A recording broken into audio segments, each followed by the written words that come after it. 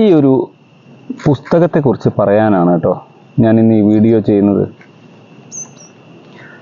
നമുക്ക് നമ്മുടെ ആരോഗ്യം നിലനിർത്തുന്നതിന് വിഷരഹിത പച്ചക്കറികൾ വീട്ടിലുണ്ടാക്കുന്നത് വളരെ നന്നായിരിക്കും. അതായത് പുറത്തുനിന്ന് വരുന്ന പച്ചക്കറിയിലൊക്കെ വിഷമുണ്ട് എന്ന് പറയുന്നത് കൊണ്ട് ആ പോരായ്മ നികത്താൻ വേണ്ടി നമ്മളുടെ വീട്ടിൽ തന്നെ പച്ചക്കറികൾ ഉണ്ടാക്കുക. അപ്പോൾ ഞങ്ങൾ പ്രൊമോട്ട് ചെയ്യുന്ന ഒരു കാര്യമാണ് എല്ലാ വീട്ടിലും വിഷമില്ലാത്ത പച്ചക്കറികൾ അടുക്കളത്തോട്ടത്തിൽ വളർത്തുക എന്ന്. അതുപോലെ മനസ്സിന് ആനന്ദം നൽകുന്ന ഒരു കൂടുതൽ സന്തോഷം നൽകുന്ന മറ്റൊന്ന് കാര്യമാണ് നമ്മുടെ പൂക്കൃഷി. അത് ചെണ്ടുമല്ലി ആയിക്കോട്ടെ, മുല്ല ആയിക്കോട്ടെ, റോസ ആയിക്കോട്ടെ, പിച്ചകമായിക്കോട്ടെ, ഏത് പൂവും അല്ലെങ്കിൽ അടുക്കളത്തോട്ടത്തിനോട് ഒപ്പം തന്നെ ഒരു അലങ്കാര പൂക്കൃഷി, അലങ്കാര പൂന്തോട്ടം തയ്യാറാക്കുകയാണെങ്കിൽ മനസ്സിനത് വളരെ ആനന്ദമാണ്. ഞങ്ങൾ ട്രെയിനിങ് നൽകാറുണ്ട്. എല്ലാവരോടും നമ്മൾ കാണുന്ന ആളുകളൊക്കെ അതിൻ്റെ പ്രത്യേകതകൾ പറഞ്ഞു കൊടുക്കാറുണ്ട്. അതുപോലെ എനിക്ക് ഏറ്റവും കൂടുതൽ ഫീൽ ചെയ്ത പോസിറ്റീവ് എനർജി നൽകുന്ന മറ്റൊരു രംഗമാണ്, മറ്റൊരു പ്രവർത്തനമാണ് സൈക്ലിങ്. ഞാൻ 2012 തൊട്ടിട്ട് ജോലി സ്ഥലത്തേക്ക് പോകുന്നതും വരുന്നതൊക്കെ സൈക്കിളിലാണ്. അത് കഴിഞ്ഞ് 2024 ഫോർട്ട് പെഡലേഴ്സ് പാലക്കാട് എന്ന ഗ്രൂപ്പിൽ ജോയിൻ ചെയ്തതിൻ്റെ ശേഷം ജയറാമേട്ടനെയും രാധാകൃഷ്ണേട്ടനെയൊക്കെ പരിചയപ്പെട്ട് അതിൽ ജോയിൻ ചെയ്തതിൻ്റെ ശേഷമാണ് ഞാനതൊരു സൈക്കിള് യാത്രകൾക്ക്, ദീർഘദൂര യാത്രകൾക്കും മത്സരങ്ങൾക്കൊക്കെ ഉപയോഗിച്ച് തുടങ്ങിയത്. അപ്പോൾ ഓരോ ചെറിയ ഇവൻ്റ് കഴിയുമ്പോഴും, ഓരോ ചെറിയ യാത്രകൾ കഴിയുമ്പോഴും അതിനേക്കാൾ കുറച്ചുകൂടി ദൂരത്തേക്കുള്ള മറ്റൊരു യാത്രയെക്കുറിച്ച് എപ്പോഴും മനസ്സിൽ പ്ലാൻ ചെയ്യാൻ തുടങ്ങും. ഇപ്പം അതൊരു ശീലമായി.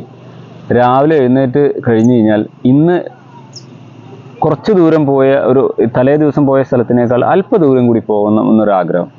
ആ ആഗ്രഹമാണ് മനസ്സിന് നമുക്ക് പോസിറ്റീവ് എനർജി നൽകുന്നത്. അപ്പോൾ ഈ സൈക്ലിങ്ങിൻ്റെ അത് ആരോഗ്യത്തിന് വളരെ നല്ലൊരു എക്സസൈസും ആനന്ദവും നൽകുന്ന ഒരു കാര്യമാണെന്ന് ആദ്യമേ പറഞ്ഞുകൊള്ളട്ടെ. അപ്പോൾ നമ്മളുടെ ഒഴിവ് സമയത്ത് പാലക്കാട് പോകുമ്പോൾ ജസ്റ്റ് ബൈ സൈക്കിളിലും ഡെക്കാത്തലോണിലും ഒക്കെ കയറും. അവിടെയൊക്കെ സുഹൃത്തുക്കളുണ്ട്.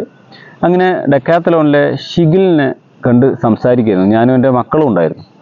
അവരവിടെ സൈക്കിൾ ഓടിച്ച് കളിക്കലും ഗെയിമുകളൊക്കെ ആയിട്ട് നിൽക്കുന്ന നേരത്ത് ഷിഗിലിനായിട്ട് സംസാരിച്ച് നിൽക്കുമ്പോൾ 2 ചെറുപ്പക്കാർ വന്നു. ഞാൻ കണ്ട് പരിചയമുള്ള മുഖങ്ങളാണ്, പക്ഷേ ആരാന്ന് എനിക്കറിയില്ല.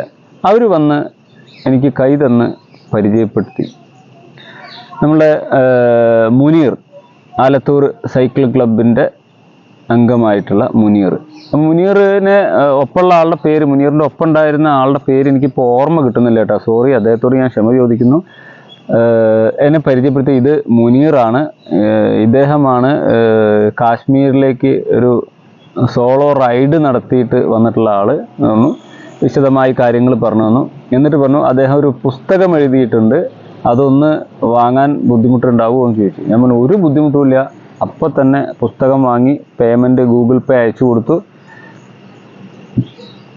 ഞാനും എൻ്റെ മക്കളും മുനീറിൻ്റെ കയ്യിൽ നിന്ന് പുസ്തകം വാങ്ങുന്ന ഫോട്ടോ ഒക്കെ എടുത്തു.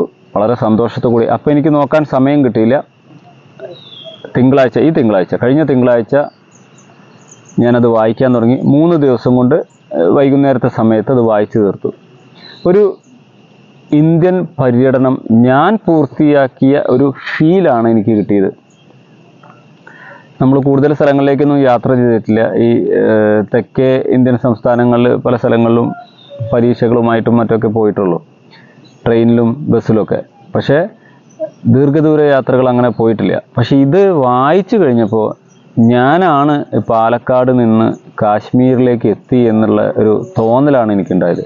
അത്ര മനോഹരമായ യാത്രകളിലെ ഓരോ പ്രശ്നങ്ങളും, ഇനി യാത്ര പോകുന്ന ഒരാൾക്ക് ഉണ്ടാകുന്ന നേട്ടങ്ങളും അതിലുണ്ടാകുന്ന ബുദ്ധിമുട്ടുകളും അതെങ്ങനെ തരണം ചെയ്യാം എന്ന് വിശദമായി ഒരു ട്രെയിനിങ് ഗൈഡ് പോലെ മുനീർ ഇത് തയ്യാറാക്കിയിട്ടുണ്ട്. അപ്പോൾ മുനീറിന് ഇങ്ങനെ ഒരു ആഗ്രഹം തോന്നി. മുനീർ പുറപ്പെട്ടു. മുനീർ ആ ലക്ഷ്യം പൂർത്തീകരിച്ച് തിരിച്ചു വന്നു. അപ്പോൾ എനിക്ക് പറയാനുള്ളത്, മുനീറിനെ സപ്പോർട്ട് ചെയ്യാൻ വേണ്ടിയിട്ട്, മുനീറിൻ്റെ പ്രവർത്തനങ്ങൾ കൂടുതൽ മുന്നോട്ട് പോകാൻ വേണ്ടിയിട്ട് പറ്റുന്ന ആളുകൾ ഈ പുസ്തകം വാങ്ങുക, വായിക്കുക.